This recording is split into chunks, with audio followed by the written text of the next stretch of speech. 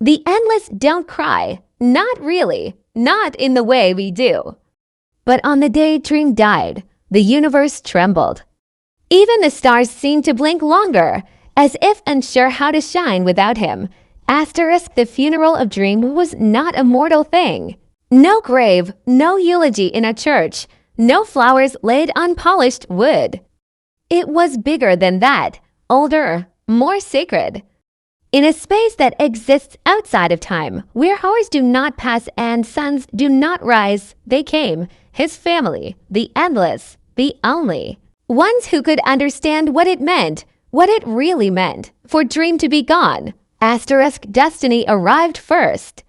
Always first. He walked slowly, calmly, dragging a chain that was not attached to anything visible. In his hands, he held the great book, the one that contains everything that has happened, is happening, and will happen. He did not look up. He did not cry. He did not speak.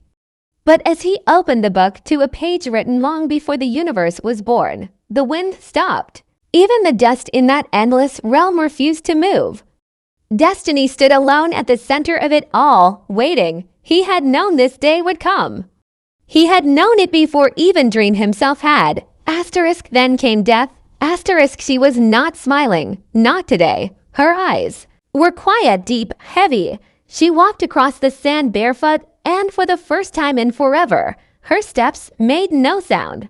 In her hands, she carried Dream's helm, the strange, bone-like mask that once rested on her brother's face.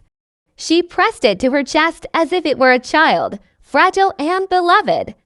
She did not speak either. She did not have to. Death knows. The words people need, but for Dream, she had none.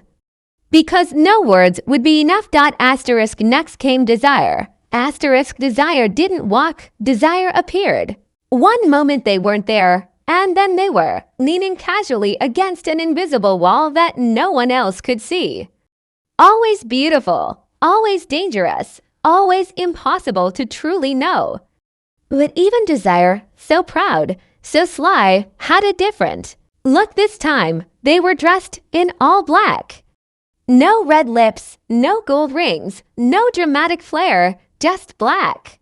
And though they smirked like usual, it was thin, hollow, empty. A single tear slid down their flawless cheek. They wiped it away before anyone could notice, but of course they did. Asterisk, despair followed closely. Barefoot, hunched, eyes like broken mirrors. She held her hooked ring close to her chest, digging it lightly into the skin of her palm as if she could hold on to pain just a little longer. She sat down in the sand, alone, not near the others. She didn't say a word. She didn't have to. Her presence was grief itself, quiet, constant, heavy, the kind that doesn't scream. It just sits beside you until you can't breathe. Asterisk, and then chaos. Asterisk, delirium. Asterisk, she danced into the gathering like a child chasing butterflies. Her hair changed colors with each step of pink, then blue, then the green of old leaves. One of her eyes was a swirl of candy-colored madness, the other filled with tears. She giggled, she wept, she spun in circles until she fell on the ground. Caught her gently. Delirium didn't understand death in the way the others did, but she felt it deeply. She reached into her pocket and pulled out a jar of light. When she opened it, small glowing butterflies flew out, each shaped like a memory, a soft smile, a falling star, a tower of dreams that once stood tall. She let them go, whispering, "Don't forget him." Asterisk, the endless stood together now. In a silent circle, not speaking, not crying, just being together, united not by duty, but by the weight of what they had lost. Asterisk, their brother. Asterisk, Dream. Asterisk, he was not there, but everything around them still felt like him, the sky, the sand, the silence, the wind. He had shaped this place. His essence was in every stone, every whisper of breeze, every breath taken. And yet, he was gone. Asterisk, not dead like mortals die, not buried, not vanished. Asterisk, changed. Asterisk, they did not understand it fully, not even destiny, who reads everything. But they knew this. Dream had let go of what he was. And in doing so, something old ended, and something new waited, just beyond the edge of time. Asterisk, they were not gods. They were more and less than that, and on this day, for the first time in all of existence. They were just family, a broken one, asterisk gathering to mourn a brother made of. Dreams, asterisk dream, did not belong to mortals, and yet, so many of them came, not in body, but in soul. They came in sleep, in memory, in feeling. Some did not even know why their eyes filled with tears in the middle of the night. Others dreamed of him tall, pale, with eyes like distant storms, and woke aching for someone they had never truly met, asterisk, but some. Some knew, they remembered, asterisk, Rose Walker was the first to appear. She stepped softly into the dreamscape, barefoot on the sand that shimmered like stardust. She was older now, quieter, but still carried that spark inside her the one Dream once watched with silent interest. She walked alone, holding a single red flower, no speech, no prayers. She bent down and placed it at the foot of a stone that hadn't been there before, a marker with no name, only the image of a helm carved into its surface. She whispered, "Thank you," and nothing more. Her words drifted upward and were taken by the wind. Asterisk, then came Lucienne, asterisk, still dressed in her library robes, her spine straight, her expression unreadable. In her arms, she carried a book, leather-bound, worn, and glowing faintly in the light of the dreaming. Its title was Simple Morpheus. She placed it gently on a pedestal that rose from the ground like it had been waiting. Lucienne did not cry, but her hands lingered on the cover. Her silence was full of chapters, and red ones he would never write. She bowed her head and stood beside the others, not as a servant, but as a keeper of his story, asterisk high above. On the thin branch of a crooked dream tree sat a single raven. His feathers were darker than any night. His eyes sharp, restless. It was Matthew. He didn't sing, he didn't flap. He just looked. For once, he had no joke, no wisecrack, no grumble. Just quiet, watching, mourning in the way only a raven can alone, proud, loyal to the end. And even beyond it, he had flown beside Dream for lifetimes. He had watched him fall, rise, and fall again. Now there was no one to follow, but Matthew stayed anyway, asterisk, a soft sound of footsteps came next. Boots crunching lightly against the sand. Hobgaddling, asterisk, he looked older, more tired, more human than he ever had. But his eyes still held that same stubborn fire, the one Dream had seen centuries ago when Hob refused to die. Hob walked slowly, hands in his coat pockets, stopping just short of the others. He took out a small pipe, lit it with shaking hands, and took a long, quiet breath. Smoke curled into the shape of a dream tower before fading away. "You bloody fool," Hob muttered, eyes stinging. "You actually did it. You kept your word." A pause. Then softer, "I'll keep mine too." He stood still, the only living man in that gathering, the only one not born of dreams or gods, but he belonged there just the same. Asterisk all around them, more shapes began to form. Quiet shadows, figures not fully seen, silhouettes of mortals Dream had touched.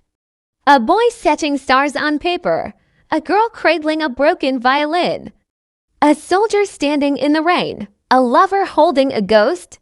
None of them spoke. They didn't need to. These were not just memories. They were real. Pieces of lives Dream had entered, healed, haunted, or changed. Some had met him in slumber, others only glimpsed him in forgotten childhood dreams. Yet here they stood, because something in their lives had been shaped by the King of Dreams. Asterisk, and in the dreaming, memory is enough. Asterisk, the wind shifted. A single snowflake fell, then another. And then thousands, but not cold. They were soft, glowing, like ash and light combined. They fell over the mourners, but did not melt. Each flake held a face, a moment, a story. All the dreams Dream had once carried inside him, Asterisk it was the dreaming itself, weeping, asterisk even the land knew what it had lost, asterisk in a place where nothing dies, not really, dream was somehow gone, not missing, not vanished, but changed in a way that could not be reversed, asterisk and yet, there was no anger, asterisk no storm dot asterisk no screaming gods, asterisk only mourning dot asterisk only memory, asterisk only the quiet echo of his name carried in the sighs of dreamers around the world, asterisk dream had watched over them all, mortal and endless, kind and cruel, awake and asleep. And now they came to say goodbye, not with words, but with presence, asterisk because sometimes just showing up is enough to honor someone, asterisk especially when that someone is a dream, asterisk.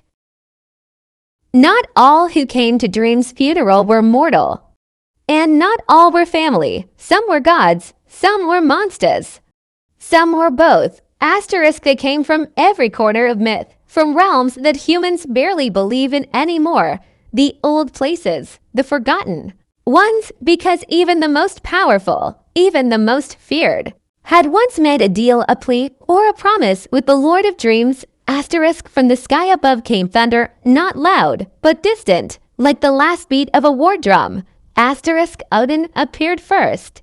His one eye dark and deep like the sea at night, his beard long, woven with feathers and bones. He said nothing, only looked at the empty space where Dream once stood, and nodded. It was not sadness in Odin's eyes. It was respect. Old gods do not mourn like men, but they remember. And Dream, though younger than the gods, had always stood apart, never a servant, never a subject. Always something else, something eternal. Asterisk at Odin's side was Thor, restless, fidgeting. His great hammer strapped to his back, his fists clenched, like he wanted to punch the sky just to make it feel what he felt. But even he stayed quiet, no thunder cracked. Only the steady, aching silence of loss, asterisk from shadow. A feline shape crept forward, graceful, glowing, watching, asterisk past. The cat, goddess of Egypt, moved through the crowd like a whisper. Her eyes shimmered with moonlight. She curled around the stone altar, brushed her cheek against it, then lay down, tail flicking. She had once offered Dream a home, a chance to become something more, or less. He had declined, but they had always understood each other. The cat and the dream. Both solitary, both secretive, both hunted and hunting. She closed her eyes, and in that stillness, she offered him her final prayer. Silence, asterisk, then came the rustling of leaves, the smell of spring and rot all at once, asterisk Titania. Queen of Fairy, asterisk she stepped barefoot on the sand, her long gown trailing mist, flowers blooming and dying in her wake. Her wings were heavy, low to the ground. She looked tired, the kind of tired that no magic could heal. She had once loved him, or believed she had. Dream had walked her forests, danced in her courts, and turned away from her kiss. She did not weep now. But her hands trembled as she reached into her robe and pulled out a ring, a silver one, thin and light. She placed it on the sand without a word. A gift never accepted, a love never returned. A goodbye long overdue, asterisk in the distance, shadows thickened, and the air grew cold. The wine changed, asterisk to figures stood at the edge of the dream, asterisk Hades, and Persephone, asterisk he, tall, quiet, a king of stillness. She, radiant but dimmed, like sunlight beneath water. They watched from afar, making no move to enter. After all, they ruled the dead, and Dream was not truly dead. Not in the way their kingdom understood it, but they came anyway, out of courtesy, out of kinship, out of history. Hades held a coin in his hand, one from Dream's realm, and tossed it into the darkness behind him. A symbol, a gesture, payment for a journey Dream had taken without a guide. Asterisk and then, asterisk from above, where the sky cracked with red light, Lucifer Morningstar stepped forward. Asterisk no wings, no flames, just presence. Asterisk Lucifer did not bow, did not speak. He simply stood at the edge of the circle, arms crossed, head tilted. He had known. Dream long, long ago, as a rival, as a guest, as something close to a friend. Their last conversation had been a puzzle, a promise, and a warning all at once. Now Lucifer looked down at the sand, then up at the stars. Typical, he muttered. Always with the grand exits, but behind the smirk was something real. A kind of grief not shown, only felt. The devil mourns too, not with cares, but with stillness. Asterisk more came. Many more. Asterisk a snake god, coiled in silence. Asterisk a trickster with a cracked mask. Asterisk a forgotten sea spirit, bringing broken shells. Asterisk a moon goddess, humming a lullaby in a language no longer spoken. Asterisk even the monsters came quiet, bowed, respectful. Asterisk because Dream had treated them not as beasts, but as truths. Asterisk the gathering grew, until the horizon blurred with myth and memory. Asterisk and still, no chaos. Asterisk no thunder. Asterisk only stillness. Asterisk because this was not a war, not a festival, not a judgment. Asterisk it was a farewell. Asterisk they had not come for power, or debt, or glory. Asterisk they had come because Dream had been a part of everything. Every nightmare, every wish, every whispered prayer said into the dark. His hand had touched every realm, every heart. Asterisk he had been cruel, he had been kind. Asterisk he had been ancient. Asterisk he had been changed. Asterisk now he was gone. Asterisk and in his absence, the world held its breath. Asterisk even gods. Asterisk even monsters. Asterisk even stars. Asterisk it was not just people who came to mourn Dream. Asterisk not just gods or mortals. Asterisk the dreaming itself, his kingdom, his creation, was grieving. Asterisk everything. There was a reflection of him, a thought he once had, a shadow of his will.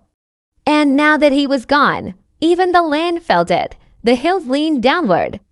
The sky flickered like a candle, unsure if it wanted to keep burning. Towers sank into the sand, bridges unraveled midair. Nothing collapsed. It simply softened, like a dream beginning to fade. Asterisk at the edge of a small lake, two familiar shapes stood quietly. Asterisk Cain and Abel. Asterisk brothers, storytellers, symbols. Asterisk Cain was building something not with bricks or stone, but with sand.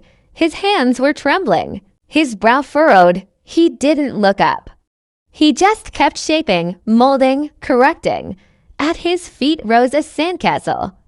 Not a child's toy, but something grand, delicate towers, gates, spiral stairs that reached for the stars. A tiny replica of the Dreaming's castle. Asterisk Abel stood nearby, hugging a small, patched-up stuffed animal to his chest. He didn't speak, but tears rolled down his cheeks, falling onto the sand where they became tiny pearls and were lost in the wind.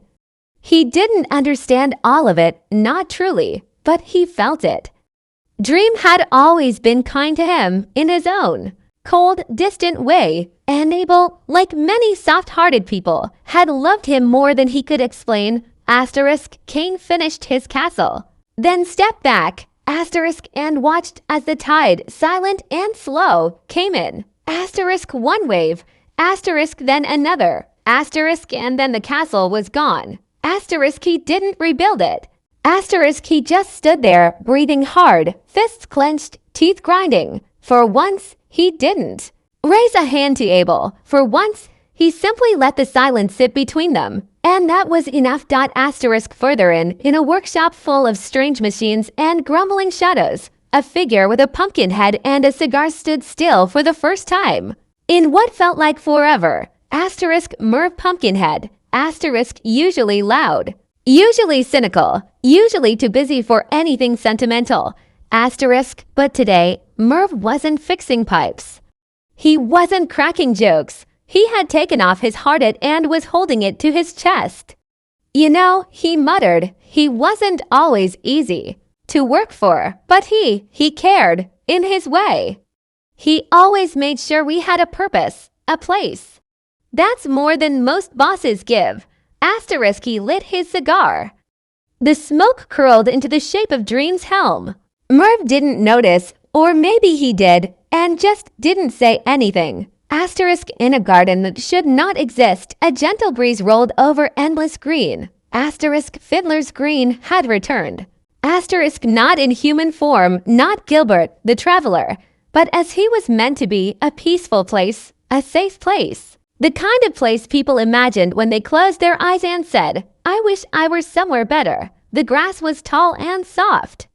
The sky was always gold, and now carved gently into the earth was a name, Morpheus. Asterisk the green glowed. Slightly, not bright, just enough to say, he was here. Asterisk and now. He is part of it. Asterisk dream was not just a ruler. Asterisk he was the dreaming. Asterisk every rule. Every nightmare, every sanctuary, every corner where sleepers found themselves without knowing why. He had shaped it with thought and will, with cruelty and care, with silence and poetry. Asterisk now it began to shift. Asterisk not unravel. Asterisk not fall. Asterisk just change. Asterisk the library doors closed. The sky rippled once. The great gates of the palace shimmered and faded into fog. Not gone, just waiting. Asterisk and then, in the distance, the sound. Asterisk footsteps. Asterisk not heavy.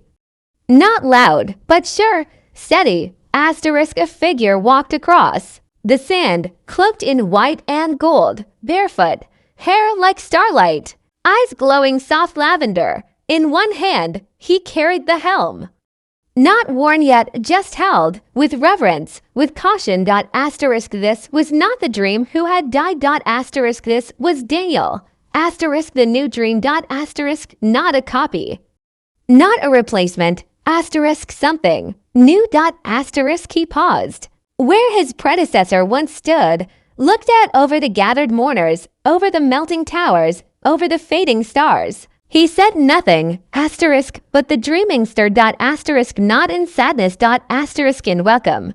Asterisk it remembered him. Asterisk and slowly, piece by piece, the kingdom began to reshape, not in the old form, but something different, lighter, stranger, just as powerful, but touched with something softer, curiosity, hope, renewal. Asterisk above, a single raven flew upward, circling the spires of a castle that no longer existed or hadn't yet, and called out into the stars. Asterisk the stars responded. Asterisk not with light. Asterisk but with memory. Asterisk one by one. They blinked softly, then formed a shape. Asterisk the helm. Asterisk the sign of dream. Asterisk a reminder. Asterisk that though he was gone, he was not lost. Asterisk because you cannot kill a dream. Asterisk you can only change it. Asterisk and in that change, he lives on. Asterisk.